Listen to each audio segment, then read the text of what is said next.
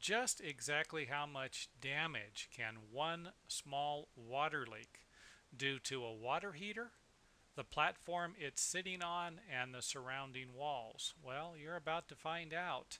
This particular water heater leak actually weakened the platform, the wooden platform, and forced the water heater to lean up against the wall, which realistically allowed the water to leak off of the top of the water heater into the wall, and of course create some nice toxic mold and wood damage.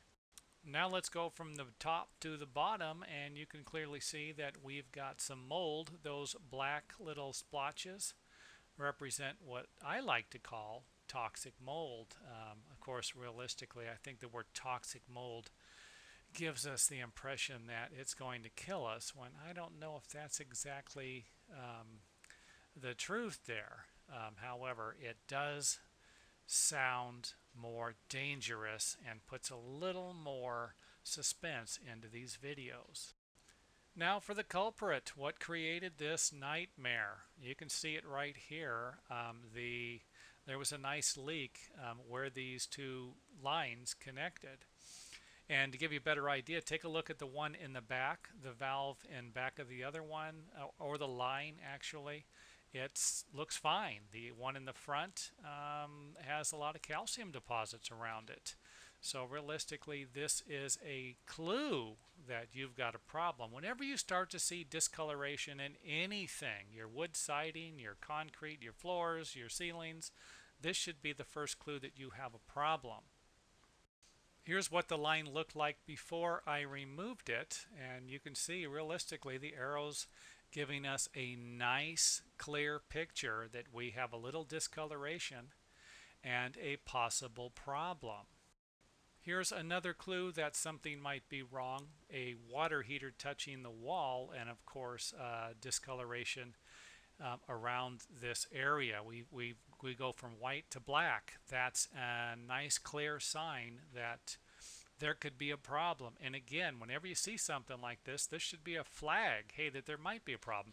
Doesn't necessarily mean that there is a problem, but I'll tell you what, it wouldn't be a bad idea to look into it whenever you run into something like this, or again, like I said, any discoloration anywhere in the building. Again, more problem areas. We have some white spots from the calcium deposits, and then of course we have a little orange, which represents the metal rusting. Again, more orange spots, some nice stripes of orange, might provide you with the idea that something's actually leaking down from the top of the water heater. So if you see any lines on the wall, that might provide you with your first clue. You have a leak somewhere.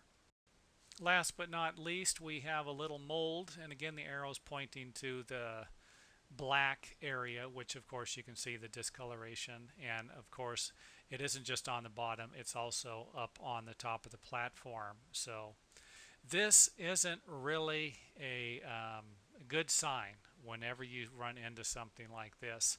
And of course I'm going to make another video following this one to provide you guys with a little more insight on what can actually happen when you do have one small water leak and it does this much damage to the surrounding area. So stay tuned and get ready for the next dramatic video on water heater problems.